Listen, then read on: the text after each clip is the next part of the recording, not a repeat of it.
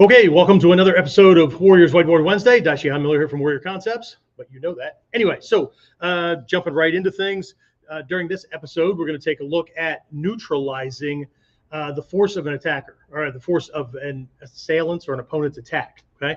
So what we're really looking at is really how to avoid the caveman slugfest, right, style of fighting, right? And what we want to take a look at is a definition I was given way back, which was to become unbreakable. Okay, there's a story of Hatsumi Sensei, my teacher's teacher, Takama Sensei. We'll cut right to a piece in there, right? He went to train with his grandfather after being bullied in school and all kinds of terrible things. And he and a friend were attacked in a parking lot on the way to the movie theater one time, and ended up, after it was all said and done, they went to the movies. And then later, the cops showed up at his house, and they had already rounded up his friend and taken to the police station and whatnot. And the question was, what gang are you a member of? Well, they weren't a member of a gang. Okay. And so the police just couldn't get their head wrapped around this, right? His friend kept saying no gang. He wouldn't answer, right? So eventually grandfather's called, brings them in, and, we've got this problem. And so where the problem was and why they thought he was associated with a gang was that he and his friend were jumped by more than 50 people. Okay. And the way the story goes that I got it was that his friend, wasn't involved in any of it other than hiding. Okay, he hid, right? And all he saw was his friend Takamatsu, who was 10, something like that, right? Just avoiding and knocking these guys down and out, and they would trip and fall and all kinds of things, right? And so the police chief had a hell of a time trying to figure this thing out. So he's talking to grandfather, and every once in a while an answer would come out like, how many? Right. And now they knew, because these kids all got injured. And of course, just like bullies do, they all went home crying to their parents. The parents called the cops and whatever. Right. So even in Japan, right, jackwagons are jackwagons. Anyway, again, somewhere around 50-ish, whatever. Right. And the police said, well, he wouldn't tell us how many. He said he doesn't know, whatever. And grandfather said, well, of course he doesn't know. Right. That part of his brain wasn't functioning. All he knew was that things were coming at him. Yeah, but it's not a bruise on him, right? Well, not my fault. Okay, it's not my fault that the other kids didn't know how to fight better, right? But again, he didn't fight. Most of this was evasion or neutralizing or whatever. Big thing that we're going to be talking about today. Okay, so I kind of summed this up for my beginners. We have a mantra in their class. And don't get all wigged out about the word mantra, right? We have this mantra in their class, and it sums up their first primary goal. Because most people focus on these things as primary goals, right? Color of belt, certification level, whatever. But we have to remember, again, the way we define things, that's where our focus is. And then that's how we're going to gauge things, right? So if we're gauging our effectiveness by the color of a piece of cloth around our waist, I know black belts, and if you read Black Belt magazine, you'll see letters to the editor all the time about my friend is a whatever degree black belt, and he's won karate tournaments, and he has belts and trophies and all that, but he got attacked on the street and got his ass handed to him. Then they give some long diatribe about why that happened and why his friend trains and why thugs train. It's just all a bunch of BS, okay?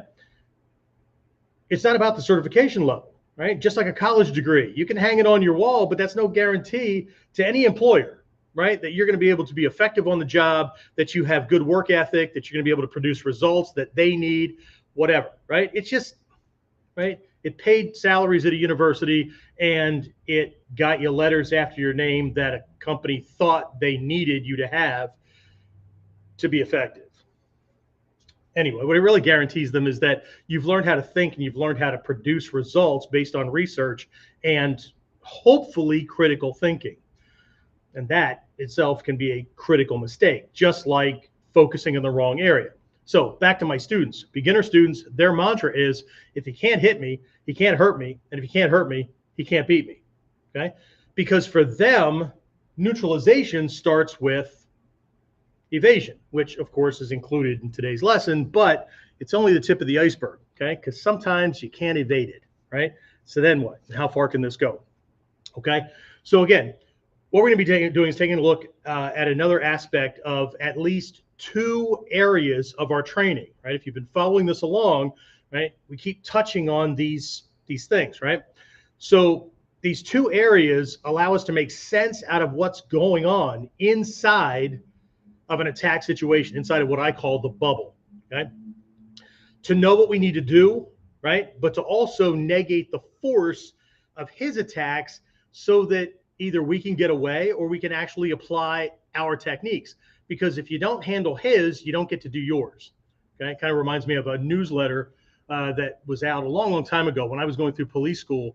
And for a little bit after that into my law enforcement career, you know, these bulletproof vests had come out, Kevlar had been invented and whatnot.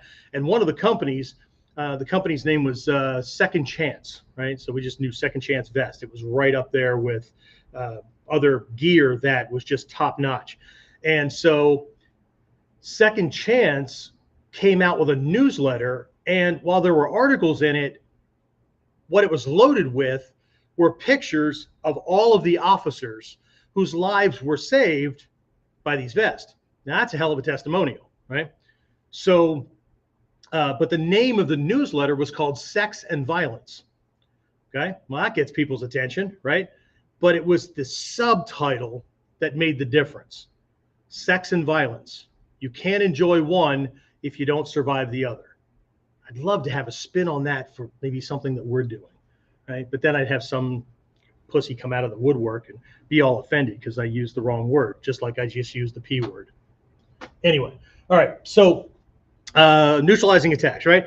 More on that in a minute, right? If you've got the wherewithal, compassion, whatever, like, share, subscribe, so you get more, but also so the algorithms get educated by us and so that other people like us can find useful information, okay? Anyway, all right, so let's do what I'd like to do. We'll start with a problem, okay?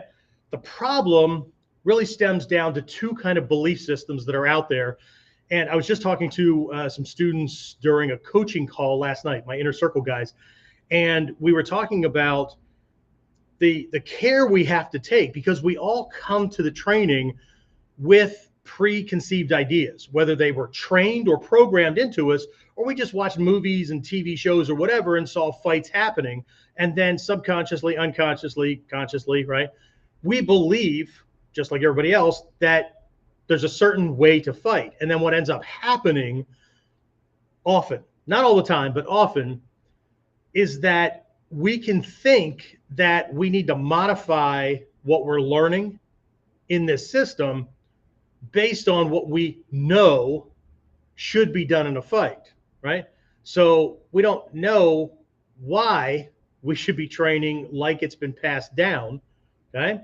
Or our experience with training in traditional or classical martial arts, right, has always failed us before, right? Well, that's not necessarily the art, but it's probably more heavily on either the teacher or the interpreter who's trying to translate the lessons, or we didn't stick around long enough to get that kind of thing, right? Which is why I try to front load all these important principles and concepts, just like the scrolls, right? Everybody thinks that the Shoden no Maki, right? They translated as first level scroll, right? Is for the beginners, but Sho, the kanji, is not beginner. The Sho, the kanji, is Sho, like Jo, high. The highest level stuff is up front, right? Because the rest of it, the next one is what if, and the next kind of an adaptation, right? For different types of situations. And then the top level, there's less and less kata as you go, right? That's all what if stuff, right? This is not high level stuff. High level stuff, you get 5 kata. Well, surely I need more than 5 kata, right? Well, sure you do. You have all the stuff that came before it. It's like a pyramid, okay? Foundation, not beginner, okay? Anyway, so these two mindsets that can come in and bunk things up, right? One is, well, everybody knows how to fight, right? I mean, I just need to go out and fight like everybody else. I need to learn how to do that better, okay? Well, you can do it faster and stronger, but still doing it like everybody else. Okay. People are looking for little tricks here, that kind of thing, right? Or they play the caveman mentality, right? Because it's a tough guy syndrome, right? Where they're willing to take one to get one. And what they're really doing is playing the lottery. They're hoping that their skull or body parts can take more shots than his, or I can just get a shot in at the right place and whatever. Okay. All right.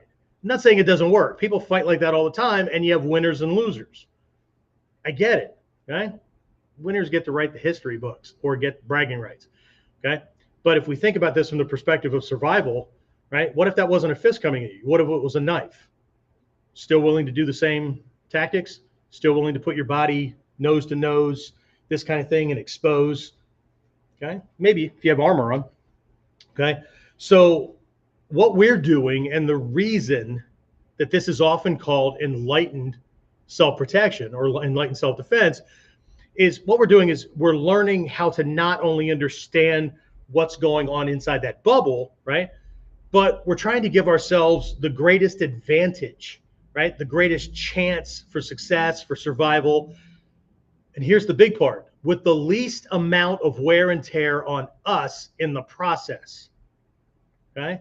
One of my teachers used to always say, right? You make a mistake and both of you take a shot or whatever. Well, the guy that hit the most, look, if you're both freaking laying there, right? First guy to regain consciousness, or first guy to be able to stand up, or first guy that has a friend come in to help, generally wins. Okay. So what my teacher used to say was mutual death is not an option. Okay. So here we go. Right. So what if instead of trading shots or wrestling around, trying to be stronger, trickier, luckier, okay, whatever, right? Somebody just posted the other day that whatever, man, that's like your catchphrase. Yeah, because I don't want to have to list all the things that could go on. So, right, it's just an easy word, right? It's amazing how easily distracted some people are and how that causes them to miss the entire freaking lesson, right? You're bald, you're old, you're fat, yeah. And how does that invalidate all the shit you're dismissing? It's kind of like the guys that put comments on my videos telling me how they would beat the technique that they would never have seen in an actual situation, but they're critiquing it and telling me how they would beat it after they watched the video. Well, if you're as ESP is that freaking good, why would you even show up for the fight that was going to happen at that thing unless you just have this thing, in which case you're the kind of person I don't want to hang out with and that I and my students are training to defend against anyway. So there's that, right? Okay, so here's the thing, right? What if we could start by neutralizing the force and effectiveness of his attacks? Instead of trading shots, right? What if we could start with the idea of neutralizing the effectiveness of his shots, right? Where he couldn't hurt us, where we could at least reduce the amount of damage or how much damage he can do with any given attack, right? What if we could do that? Because that's really the crux, right? That's really the focal point of the phrase self-defense. Okay, we don't even need to drop this guy. I know a lot of fantasies about I want to be able to kick ass and take names and all that. Yeah, I know, I get it, right? But why would you if you didn't have to? Because shit can go sideways really, really quickly. You could slip, he can get in a lucky shot or whatever, and next thing you know, you're in the emergency room in the morgue, and then who's protecting your family then? Okay. The problem with a lot of folks is they have a teenager's mentality. I don't care what their age is. And what that means is the same thing I've told my teenagers as they were growing up, and now as adults, they get it, right? They came up with all kinds of ideas and had all kinds of belief systems, but the problem was they couldn't think outside their little piece of the world, their little day-to-day. They couldn't see big enough because they didn't have enough life experience. And they didn't want to trust the parents because they're just dumb old people. Okay. All right. So, again, if you're at our weekly Friday virtual masterclass, that's what the techniques are going to be wrapped around this week. Okay. So this Friday, actually my second in command here at the school, Shidoshi Whistler, he's what's he, hell's he, 6th Dan, 7th Dan? I don't know. We don't, numbers are numbers, right? He'll be covering the class because I'm taking my wife away. It's our 16th wedding anniversary. So, see, self-defense. Happy wife, happy life, right? Anyway, so, but that's going to be the crux of the technique. So if you need to see this stuff in action, and you're normally in our Friday virtual training classes, that's what's going to happen. If you're not, that's okay. You can just go to that link right there, and for $5, you can get an hour-and-a-half class all wrapped around this kind of stuff. And if you're actually dressed for class, just show up dressed. That'd be a good thing, right? Without a cigarette hanging out of your mouth or whatever. And then if you're actually doing the things, then you can ask questions and the teacher will help critique what you're doing. I know you might not have a training partner or whatever, but something's better than nothing. Okay. All right. So anyway, all right. But before we take a look at how to actually do this neutralizing stuff, right? What I want to do is take a look at where this is and where this fits in the overall flow or scheme of an attack situation or a fight. Okay. So if you guys have been around for a while, you know that we have all these frameworks that we give students to make it easier and faster to get from where we are as new to this, or where we are based on where our skill sets are and things like that, and where we want to go. Okay, there's a bridge, right? There's a chasm in between where we are and where we want to be, and the training, practice, all these elements are the bridge that we need to cross, right? But if we're crossing the wrong bridge, we're going to end up in the wrong place, wrong part of the city, wrong state, whatever. Okay, so we need to know both where we are and where we need to go. So let's take a look at the whole big thing first, right? So one of the frameworks we give folks that's actually within a bigger framework is known as the 5 phases, or what we call the 5 Ds of effective self-defense. Okay, and so what this does is it takes an entire chaotic moment and allows us to break it down. You're not going to be logically thinking about this in a fight. Okay, so step 1, no, not step, phases. Okay, these are different things going on. Okay, if you do it wrong, well, you might not get past phase 1 where he punches you in the teeth, you get knocked out, or he stabs you in the freaking aorta, and it's all done, right? So, but in the grand scheme, right, of going from he's moving in on you to you have him hopefully down and out, but at least, or what do I have to do next kind of thing. If we make it all the way through here, there's 5 phases that if we know what these things are, not only do we know where we are in the bubble, where we are in the experience, but we know what to do. We know what the next thing should be, not next technique. What's the next control factor? Am I still controlling me and trying not to get hit, or do I have an opportunity to break his balance, or did he just do something and I evaded and that broke his balance, and I have an opportunity to further break it? Is it way off enough that he can't stop me so I can move in and do, right? So let's take a look at these things very, very quickly, right? So I'm going to do it in the context of the discern, but we'll talk about it very, very quickly as to what we're doing in each phase, because you can memorize a list, but if you don't know what the hell you're doing in the system, right? So again, left brain used to control the training and the understanding, practiced long enough that it crosses the divide and gets into right brain, gets into muscle memory, so that you don't have to think about it.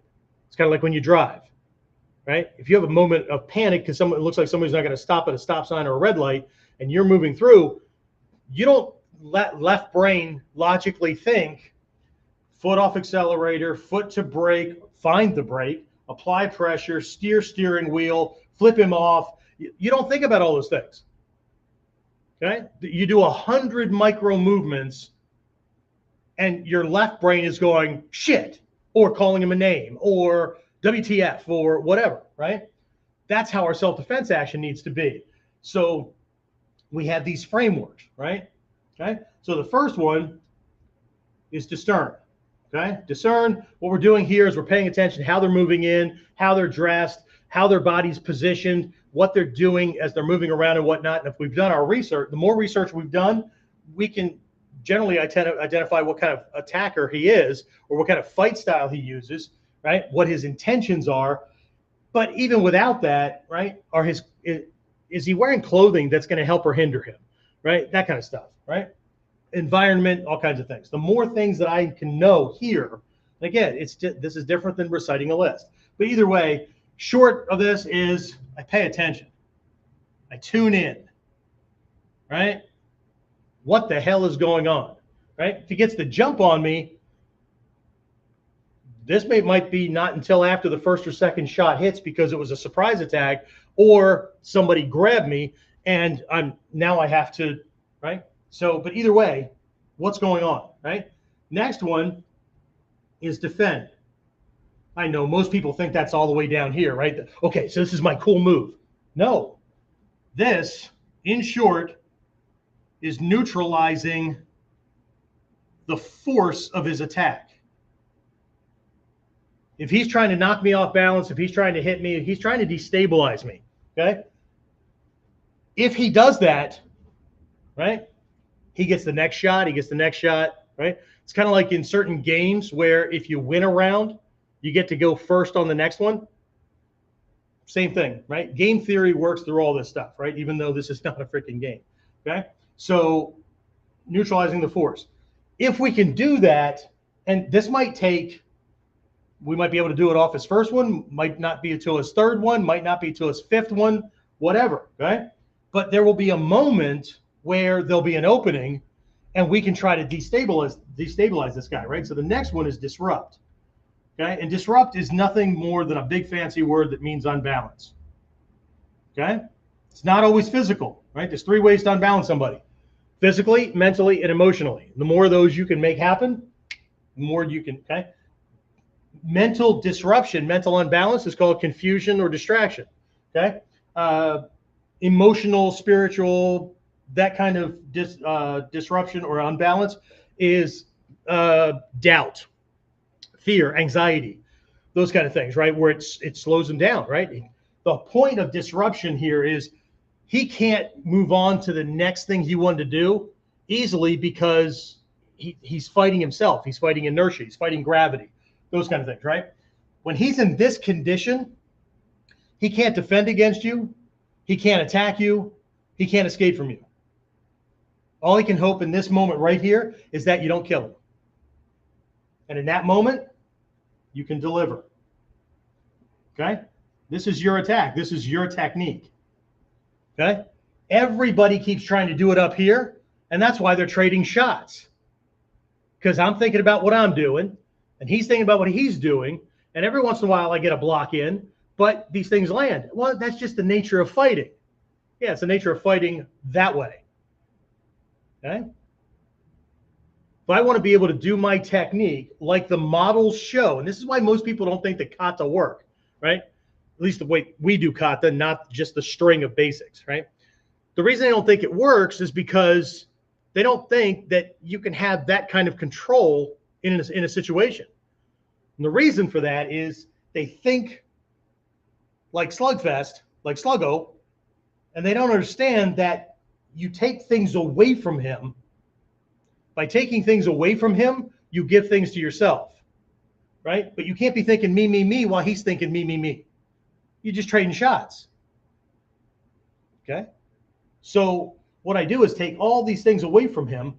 I get to this phase where he can't do what he wants to do, and then there's nothing to stop me from doing my thing. Because I put him in a position where he can't escape, he can't avoid, he can't defend.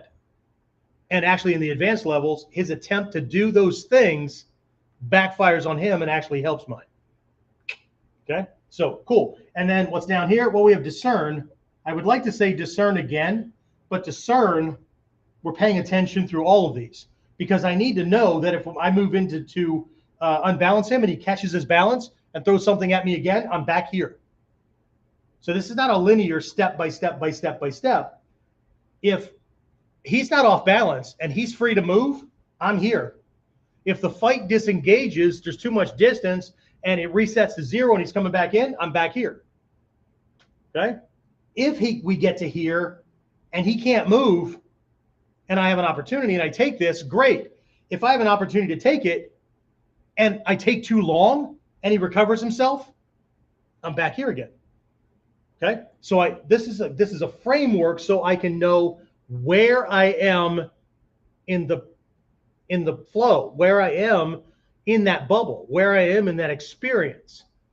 Instead of trying to be somewhere else, I know where I am. I know what my condition is. It's another translation for kamai. Okay, what we normally translate as posture. Some people still translate as stances, even though the word for stance in Japanese is dachi, right? One of the translations for kamai is being aware of your condition. If you know where you are, you know where you need to be, all you need now is a roadmap, skill sets, a car, a bus ticket, whatever, okay? So it's a science, right? So in all honesty, neutralizing the force of his attack actually starts here because my kamai, all that kind of stuff, right? It minimizes, it limits his attack options, all those kind of things. My controlling of distance, my not staying in one spot, not presenting all my freaking targets, all that kind of stuff. It minimizes things, okay? But where I really want to go with it is we're not neutralizing options. We're neutralizing his attack. Okay? We're neutralizing his attack. He's actually throwing something, or he's grabbing us, or whatever. Okay? So this is where we're going to spend our time. Okay? So again, looking at this overall picture, I keep mentioning this thing, right?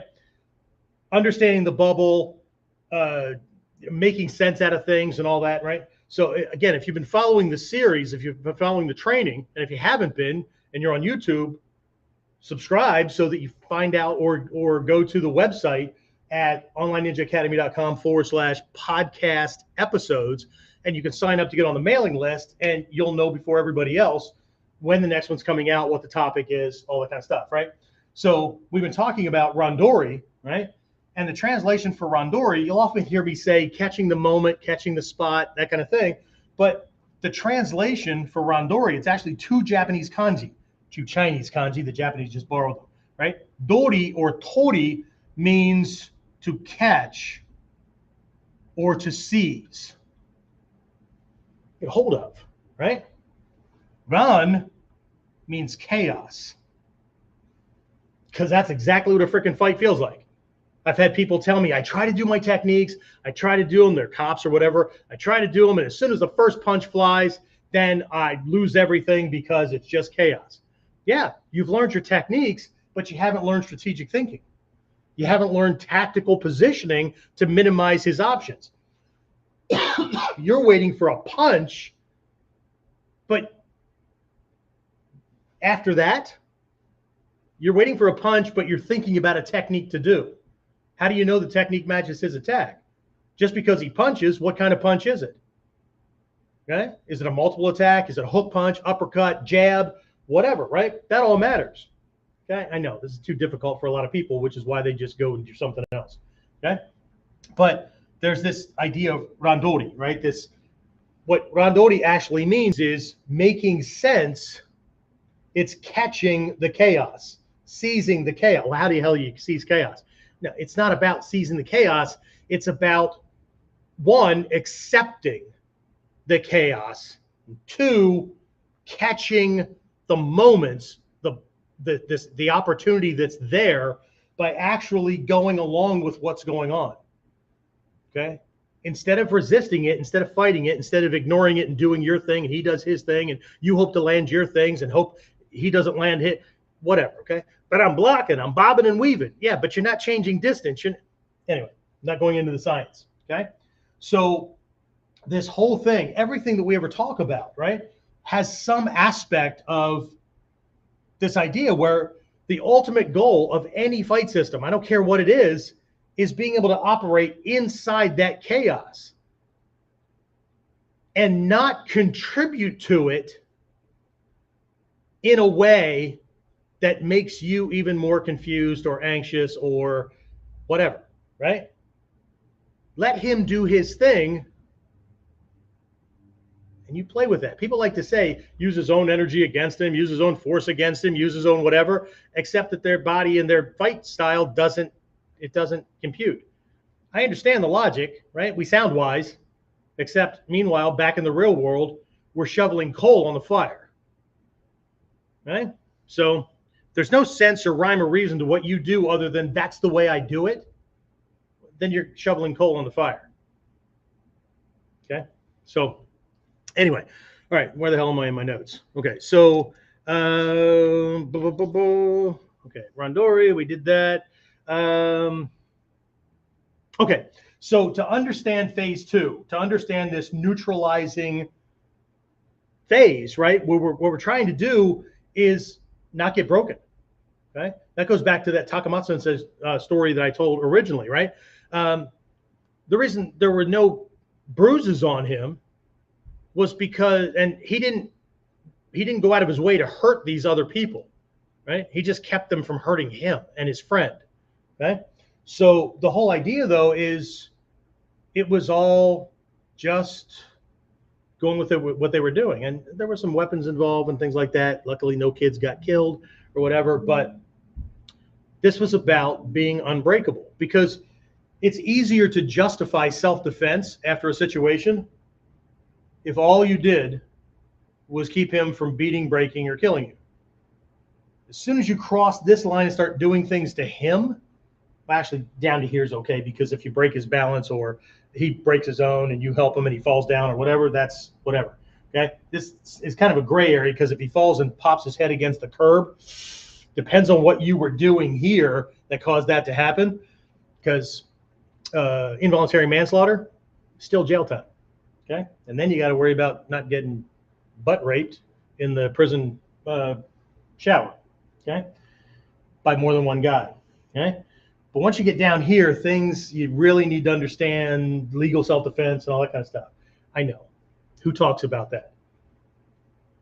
Okay, so, but this is really where self-defense is. Okay, so, but to understand phase 2, right, we need to recognize, we need to have a different definition, right?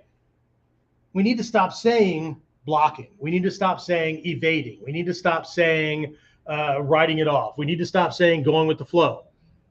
What are we doing here, right? Here, we are paying attention. We are tuning in. We are gathering information. We're ninja, for God's sake. We're gathering information about this guy before he ever throws the first attack. And the more research you can do before this moment, the easier it is to read them. In Sun Tzu's Art of War, which is a required reading for my advanced students, okay? If I know the attacker and myself, it's really difficult to beat me. If I know these different fight styles and I know what that looks like in stance and posture and all that, right? I know this guy better than he knows himself. Okay? I don't have to know why he's attacking me, but I do have to know his weapon systems and his tactics. And the more trained he is, or the more he's a one-trick pony, and the more study and research and practice on the floor against those attacker types and whatnot, okay? It's not that he doesn't stand a chance, and it's not that I can't lose or anything like that, right? But going into it, I'm never going to assume that I know how this guy fights. I'm never going to assume that I'm always going to go to the same angle, the same way all the time, because that's how we do it on the floor. Okay? A lot of people do that. But you know what? A lot of people in martial arts schools only ever defend against their style's attacks. How often do you see that shit out in the street? Okay. Anyway, all right. So the definition we want to apply to this right here is receiving and neutralizing the force of an opponent's or an attacker's attack, right? Neutralizing, receiving and neutralizing the force of their attack. Okay. If we have that, then we can classify, like whether it's uke nagash or it's blocking or it's all these things. There's a whole bunch of skill sets that fit into just different ways to neutralize the force of his attack. But that's the ultimate goal. The ultimate goal isn't to do the counter strike or the block or the uke nagash or whatever people want to call it, or the parry or the deflection or the what. I get what the skill is, but what's the goal? What's the kotsu? What's the essential nature of that move?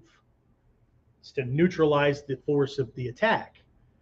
And if you're paying attention all the way through, there's a certain type of discern here, right? For my advanced guys, there's a discern in every one of these. For my advanced guys, I show them how this, okay, fits in to each one of these. Because when I'm doing this, it's also a type of attack, but I don't have to touch him. I could be attacking his perceptions. Okay? I can be attacking his body in a way where he has to come at me at an uncomfortable angle. Okay? Those kind of things, right? It's an attack. If I think of things not from attack, defense, positioning, but I'm always attacking him, there's just passive and aggressive or passive and proactive ways to do that. It's a whole different way of looking at things. And I know lots of people don't want to do this. And if this gets confusing, I get it. I get it, right? Because this is not the way most people do it. Most people are fighting way down here. I'm not saying they can't kill you. They can kill you. Okay? But there's heart and there's aptitude. Okay? Fight smarter, not harder. That's the crux of all this. Fighting smarter, not harder. Okay? Because I may win against this guy, but if it wears me out and his friend comes off a bar stool or two friends come off a bar stool, I still have to survive. Yeah, but you kicked that guy's ass. I know you lost, or at your wake, right? Oh man, we're gonna miss him, man, but he put up a good fight. Yeah, well, that's comforting to my family that's wearing black. Right? Anyway, right? So the crux, there's two more things that have to do with this receiving and neutralizing. Okay. So these are two skill sets. They're actually, and you could split hairs. Which one's a subset of the other one? Okay. So the first one is ukemi. Most people translate this as break falls. This does not translate as break falls. Okay. Uke means to receive. Okay. Implies receiving. If we just use the term uke, well, that's the guy who's attacking it. Yeah, it means receive or receiver. Okay, it means the person who's playing the role of the attacker, but he's receiving the technique. Okay, so he's the bad guy. No. I know what it looks like for beginner levels. The uke's job is to learn the other half of the technique. The tori's job is to learn how to do it. The uke's job is to learn what that feels like so they can pick and choose proper techniques against the attack that's coming. Okay, so be careful with easy translations. Mi is the same kanji for the word tai as in taijutsu. Mi means body. Okay, so ukemi means receiving body or receiving with the body. Okay, a body capable of receiving something and not getting hurt. Okay, so we have this idea of receiving, ukeru, right? With regard to people calling you names or calling your mom name or whatever. You can't neutralize that and let it go. You can't neutralize the stress from work when you go home to your family. Guess who suffers? Well, you and your family. Okay. And if suffering goes on long enough, you may find that you're now suffering alone with half your shit. Okay. And no kids around. All right. So, excuse me. And then tai sabaki, this is often translated really, really simply as well as body movement, footwork, whatever. Okay. Here we are with the same kanji, tai, right? Body. Okay. Sabaki, sabakaru, right? Sabaki means management.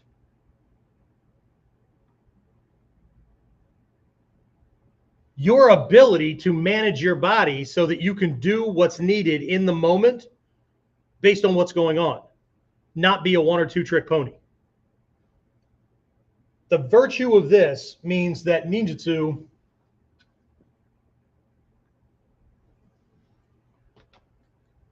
is not one of those.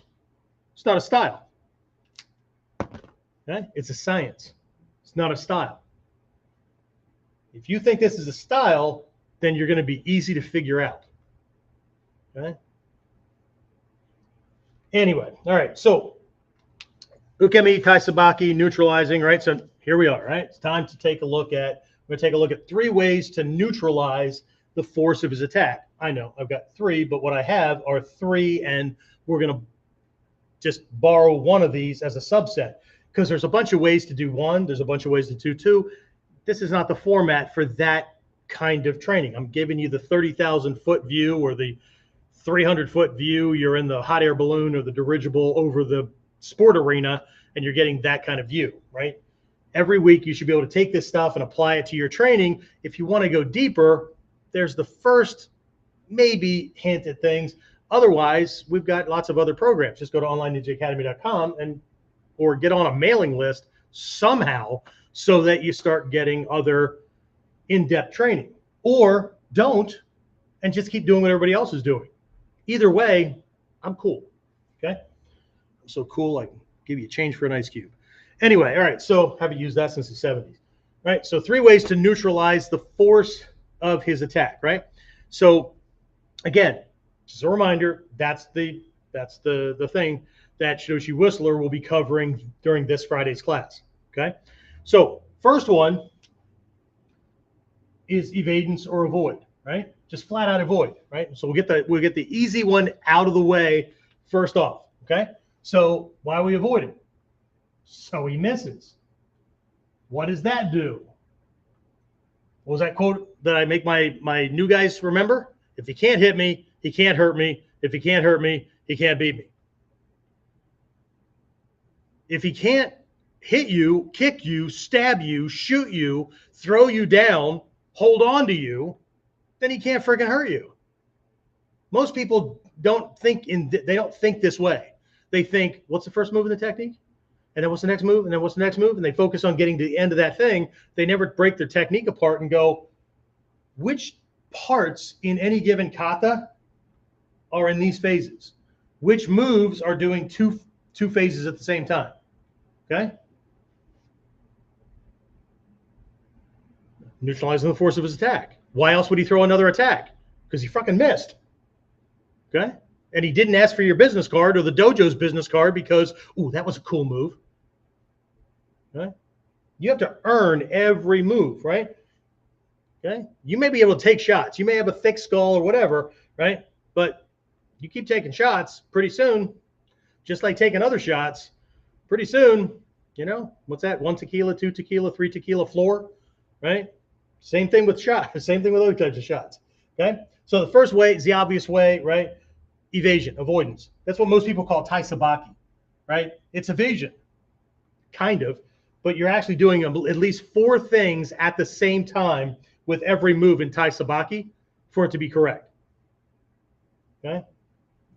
I'll try to have James or I post a link to the entire Whiteboard Wednesday training that we did a long time ago on taisabaki. We also did several on randori. We also did ukemi. We also did uke nagashi. Right? All right. So first one, avoid. Second one, right, is deflect. Deflect is attack. Okay. What are we doing with deflection? Okay. There's lots of ways to deflect, and I already mentioned this idea of uke nagashi. Okay. Okay. Uke nagashi. There's this receiving, right? Nagashi is like a flow. There's other translations, there's other modifications of the word nagashi, right? To make it a block, because often people will translate this as a block. Okay, that's one type of uke nagashi, and I just use one term. But in the Whiteboard Wednesday we did, I broke this into 3 different types of uke naga what. Okay, so but the whole idea is it's a deflection, right? Whether we get offline or not, whether we do this or not, call it a parry, call it a block, call it whatever you want, right? We're stopping him, hit the punch, but doesn't land. But this gets way closer to causing damage than this does. This one, he misses altogether. This one, our bodies make contact, but I'm deflecting things so that it misses, so that it doesn't catch. Okay, hopefully, right? The third one is to write it off. Because the reality is, well, this is our preference. In Ninjutsu, evasion is our preference in everything that we do. When you can't evade, you deflect. But just like everything can't be evaded, so some things have to be deflected, not everything can be deflected and it's going to land. So we have to practice to write it off. So even though it touches us, it doesn't cause damage, or at least we can minimize the amount of damage that's done. So let's take a look at 3 ways that this writing off happens. Okay. So the first one, we'll get the elephant out of the room, right? We'll go right back to what most people think of as ukemi, right? Rolling, leaping, break falls, that's an F, BF, right? Break falls, okay? Not best friend, okay? Although your break falls are your best fucking friend. Anyway, so rolling, leaping, break falls, right? So he's already on. So this is worst case scenario.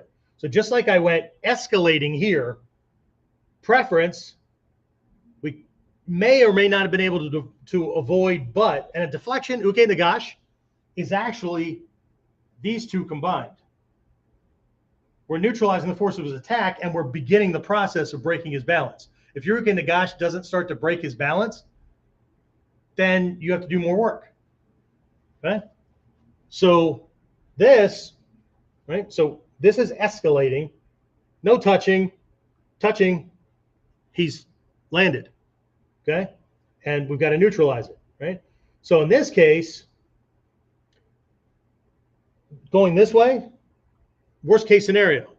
It's landed, force, we have to go with it. He has a joint lock on us, he has a throw, right? He's knocked us off balance, we're stumbling, we've got to recover, get back to our feet, that kind of thing, okay? Next one is going with it, right? Which is pretty much sounds like writing it off, right? Going with the attack, okay? This one is reactive. What that means is it hit me, and this is what you see in fights, right? Somebody gets hit, and then they kind of go with it to stay in the fight, right? It's hit, and I want to write it off, right? So here, damage is going to be happening if I don't do something and adapt my body, right? I'm going to get broken. Here, I'm probably getting hit, right? And so what I want to do is and I know this is going with it as well. See, it's all writing it off, right? But here, we're getting tagged. And so all we have here at both of these levels is minimizing the force, minimizing the damage. But there will be damage. You're going to impact the ground. He's tweaking your wrist, locking your elbow shoulder to execute the throw, whatever. Okay, there's going to be tweaking. There's going to be wear and tear. Okay, but there's a cool advanced stage. Okay, cool advanced stage. I'm going to write this out as bait and drift. Okay, bait and drift, not bait and switch. Right, that's where somebody tells you one thing and then you find out that it's not that after you've gotten engaged or whatever. Anyway. Okay, so bait and drift. So what this means is I use my tai sabaki in a way. This has to be really, really good. Your ability to receive has to be really good. And then I use my body management, control of timing, distancing, angling to position a body part or whatever, so that he takes the shot and I either ride just behind it, right in front of it, that kind of thing, or it actually touches me. And so what ends up happening here is his brain registers a shot just like here. He really knows he's in control here because he's got you. Or he landed the shot and you're stumbling and you have to save yourself. Here, he landed the shot, and if he's not with it, he can't get that next one in time, but he knows. In both of these cases, he landed that shot. He knows he did something. Here, He landed the shot. His brain registers a hit, but there's no damage. That's mastery of this. There's no damage. Okay? He makes contact, but something about that feels weird because it landed, but he didn't get the effect he was supposed to get because you weren't affected. Little to no damage here whatsoever. Okay? But this requires a level of training where you can actually use his attack to pull him in. It's one of the reasons why Ichimonji works so well, or Hokose works so well, because we're not toe-to-toe, right? And you'll see this in fights, right? When fighters fight, the announcers or whoever will always talk about this guy's a little bit taller, so he's going to have reach on his side and all that kind of stuff. Yeah, fantastic. What if I'm the shorter fighter? Well, see, now I'll get this handicap and all that because he's got reach on his side or whatever, right? Yeah. So this falls in with Murphy's rules of combat, which is if the enemy is in range, so are you. Well, I got a problem here because I'm the shorter guy, which means when he's in range, oh, I'm way in range. When he's in range for me, right? But in Ninjutsu, this was built for the underdog. How do you still freaking win? So the way to negate Murphy's rule of combat, this particular one, right? There's 10 of them, 12 of them, something like that. The way to negate this one is to have a different weapon system. If he's coming at me with pistols, I need a sniper rifle. Range is on my side, not on his side. You change the weapon system, and that's what we're doing. And the problem, going back to something I mentioned earlier, the problem is that people want to modify this stuff because everybody fights this way. So they go back into Kamae like this, right? See it forward? See all the targets that are forward instead of like this. But nobody fights like that way anymore. Yeah, that's why this is going to work. Okay? So here's the thing. When he punches, and he's punching like he punches, see the position of the body? It's a thing called triangulation. Okay? When I'm square on, that's the extent of that's how far my arm can go. Okay? I'm going to keep my spine in place. I'm going to keep my spine right here. I'm not going to pitch forward. Okay? I'm going to do this. Right? See the square on? Watch. Okay? Just pick something on your screen that matches where my center is. My center might actually drift back, but I'm going to turn into an Ichimonji. Okay? Without stepping forward. Ready? How much farther did my hand go forward? Okay? That's the benefit of profiling. Okay? He can be taller than me, he can be longer than me, and I can still hit him, but he can't reach. Okay? So when I understand things at that level, and I can move well, right? I don't try to do this when I'm ill or whatever, right? This is not, hey, let's try this out. No. Okay? I want to be in a position that when he touches and lands and I drift that off, see, he's all the way in here and he's landing, but he just gave me everything. Okay? Because at this level, I understand that I'm not defending or attacking. I understand that he cannot come at me with something without simultaneously sacrificing something. He can't attack me without opening things. When I understand how his fight style attacks and what opens up when that attack comes, I just move into that space. Okay? And I know that this sounds easy when I'm doing it, but this is why we have levels of development, because you can't just jump to this level, okay? As much as ego would like to, okay? So again, if you want to see these things in action, Shidoshi Whistler covering this stuff on Friday for me, especially the differences between these two. This is reactive, this is proactive. Probably should have written that in there. Right? This one is proactive.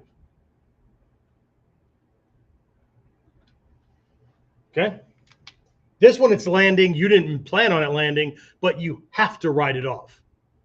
This one, you're giving him something, allowing it to land, but you're moving with it, ahead of it, so it lands, registers a shot in his head, but he gets no points, for those who need the point system.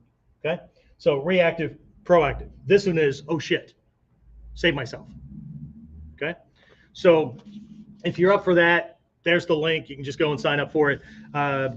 If you want more than that, a lot of people are pecking at their training. They're going around and looking at a whole bunch of YouTube videos, which is fine. I mean, you know what your finances are like, you know what your means are like, whatever, right? A lot of people just believe they can learn this stuff for themselves. How much of this, what was your aha moment? Put it in the comments. What was your aha moment that, and I don't care if you believe it'll work or not, but what was your moment that just jumped off of your belief system to, what the hell's that? WTF, or holy shit, I never thought of that before. Put that down there, okay? As long as you're respectful, we'll have a discussion, okay? Otherwise, see, I can click on things too, except mine makes yours go away, okay? That's what this stuff does too, right? When somebody throws a flaming comment out, I don't get into arguments, especially with 6-year-olds, okay? I click a button and I neutralize the force of their attack. Okay. Well, that just means you don't want to have a discussion. Now, I'm not having a discussion with somebody who doesn't understand things at the same level, or almost there where they just need to get their head wrapped around it. Okay. The problem is that none of us, including me, are not as good as we think we are. Right? And we hope that that ignorance doesn't meet somebody who's better. The problem with most people who think they know how to fight have always fought people who fight pretty much the same way that they do. Like punching and kicking didn't suddenly, a gun didn't come out or a knife didn't come out or whatever, right? That's what allows them to keep the same freaking belief system, get into security, become a cop, whatever, where no situation is the same, and you'll be less likely to get stuck on one way of doing things. You'll also come up with a whole bunch of moral and ethical reasons for not getting involved in shit, no matter how good your skills are, because there are more things that are important. Okay? I started with a story about Takamatsu Sensei. Okay, when he was a kid, talk about Takamatsu Sensei as an adult. One of the biggest lessons he ever taught that was the most life-changing for me was to have, and I got it through Hatsumi Sensei, but the lesson was, only those who truly have something to lose, only those who truly have something to lose can understand what it means to be a warrior. Not a fighter, not a soldier, a warrior. Okay? Because a warrior decides when they will step in, because they've done a risk assessment, right? And when, Okay? Most people think about how cool it'll be when they win. They don't think about the ramifications beyond themselves. Okay, like I get to fight another day. Maybe not. And who else gets damaged or harmed physically, mentally, or emotionally if you get taken out? Okay, so let's start thinking and acting like warriors and not like we're just a step or three outside the cave. Okay, all right, so if you are farther down the line, right, we've got this other program where you get a bunch of these live things per week and whatnot. Call it Ninpo Masterclass, right? So you get 2 75 to 90-minute classes per week, a whole bunch of extra bonuses we have included right now.